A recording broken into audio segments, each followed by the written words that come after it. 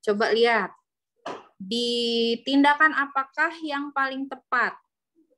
Hamil 39 minggu, keluar air warna jernih dari kemaluan, dirasakan sejak 1 jam yang lalu. 1 jam. Terus tensi normal, nadi normal, puls normal, suhu normal, TFU normal, DJJ normal, kontraksinya belum cukup adekuat, pembukaannya 8 cm dan ketubannya negatif. Oke. Terus tidak ada mekonium, tes nitrit, kertas lakmus merah berubah menjadi biru. Berarti ini KPD, kepecah ketuban ya teman-teman ya. Bukan KPD, sorry. Pecah ketuban. Nah, sekarang tadi kan kita ingat lagi prinsip yang saya jelasin di atas.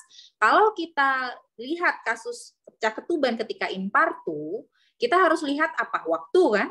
Waktunya kalau dia kurang dari 24 jam, masih bisa kita observasi di PMB. Ini dia pecahnya baru 1 jam, berarti bisa. Terus yang kedua yang harus kita lihat adalah ada tidak tanda infeksi. Dalam soal ini ada nggak tanda infeksinya? Nggak ada, suhu normal. Nggak ada keterangan bahwa ketubannya bau, nggak ada kan? Berarti karena kurang dari 24 jam, tidak ada tanda infeksi, maka kita bisa mengobservasi keadaan ibu di PMB. Ya.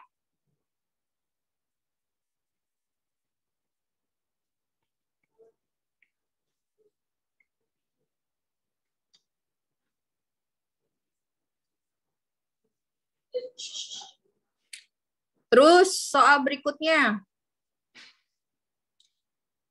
Tindakan apakah yang paling tepat? Hamil 39 minggu, infartu kala 1, mula semakin sering dan nyeri. KU bagus, tensi bagus, nadi bagus, pulsasi bagus, suhu bagus, TFU normal, kontraksi adekuat, DJJ normal, teratur, porsio tipis, pembukaan 8, ketubannya utuh, UUK-nya di depan, berarti semuanya normal teman-teman. Tetapi di sini skala nyerinya 8.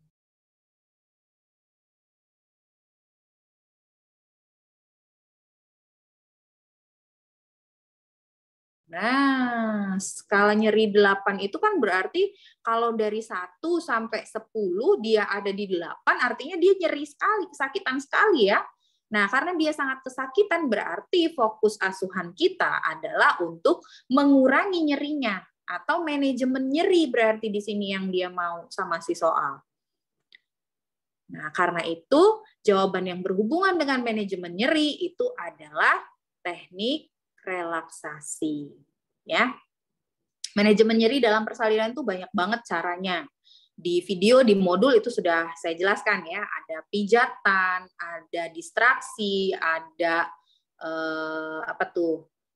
ada rebozo, ada effleurage, ada pelvic rocking, ada apalagi counter pressure dan sebagainya. Nah, itu adalah bentuk dari manajemen nyeri yang bisa kita lakukan untuk membantu ibu mengatasi nyerinya pada proses persalinan. Ya, termasuk yang dalam manajemen nyeri itu adalah teknik relaksasi yang tarik napas, hembuskan. Nah, itu juga termasuk dalam manajemen nyeri ya. Jadi teman-teman kuncinya pada soal-soal asuhan ibu bersalin, kita harus lihat datanya dalam soal, ibu ini masalahnya di mana, sehingga jawaban kita sesuai dengan masalah ibu. Karena jawabannya bisa jadi benar semua, ini bisa jadi benar, ini benar, ini benar, ini benar kan? Tapi kuncinya adalah kita harus melihat data utama dalam soal, yang menjadi fokus atau masalahnya di situ tuh apa, gitu ya. Ada banyak jenis penilaian skala nyeri, teman-teman. Ada yang fast, ada yang pakai kartu skor, dan sebagainya. Jadi, ada juga skala nyeri yang dia mengukurnya 1 sampai 10. Gitu ya. Banyak macamnya.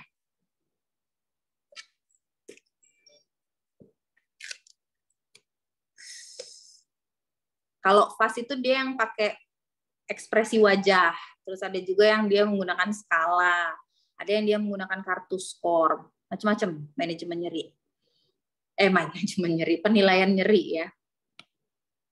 Coba nanti dilihat lagi, boleh di Google tuh, manajemen nyeri itu apa aja cara ininya ya. Termasuk salah satunya adalah dengan menggunakan skala nyeri dari 1 sampai 10. Terus soal berikutnya, berapa sisa waktu yang dimiliki bidan untuk menolong persalinan? Nah, teman-teman kalau diketahui kalau ditanyakan soal seperti ini, berarti kita harus melihat dia itu multi atau primi, ya kan? Karena kalau di kala 2 ini kan pembukaannya sudah lengkap, di kala 2 batas waktunya itu tergantung dia primi atau multi. Kalau dia primi batas waktunya adalah 2 jam, kalau dia multi batas waktunya adalah 1 jam. Nah, sekarang kita lihat datanya dalam soal. Dia ternyata G2P0A1. Jadi kalau G2P0A1 dia primi atau multi ya?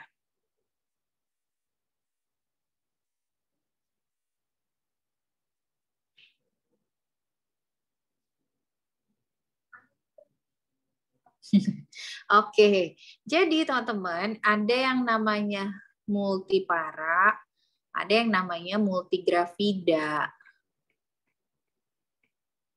Nah di soal ini dia kan udah 2 kali hamil, tapi yang hamil pertamanya dia abortus. Kalau dia abortus dia pernah melahirkan nggak? Belum pernah. Jadi di sini dia bukan multipara. Ibu ini kondisinya disebut dengan istilah nulipara. Jadi dia multigravida tapi dia belum pernah melahirkan gitu ya, atau disebut juga dengan istilah nulipara. Nul itu belum pernah gitu ya. Nah, dia belum pernah melahirkan. Nah, nulipara itu sama dengan primi. Kalau kita masukkannya gitu ya. Jadi dia kita anggap sebagai primipara. Ya, karena dia belum pernah melahirkan meskipun dia sudah pernah hamil sebelumnya. Oke, jadi kalau kalian ketemu G2P0A1 atau G3P0A1 selama dia belum pernah melahirkan maka kita anggap dia sama dengan primi. Ya, karena dia belum pernah dilewati oleh kepala tuh si panggul dan juga jalan lahirnya. Jadi kita anggap seperti dia belum pernah untuk melahirkan. Nah, kalau dia primi berarti sisa waktunya berapa?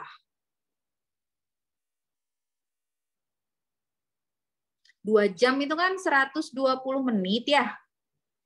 Nah, di sini dia baru berapa menit nih? Dari jam 10 sampai 10.30, berarti baru 30 menit. Kurangin aja, sisanya adalah 90 menit.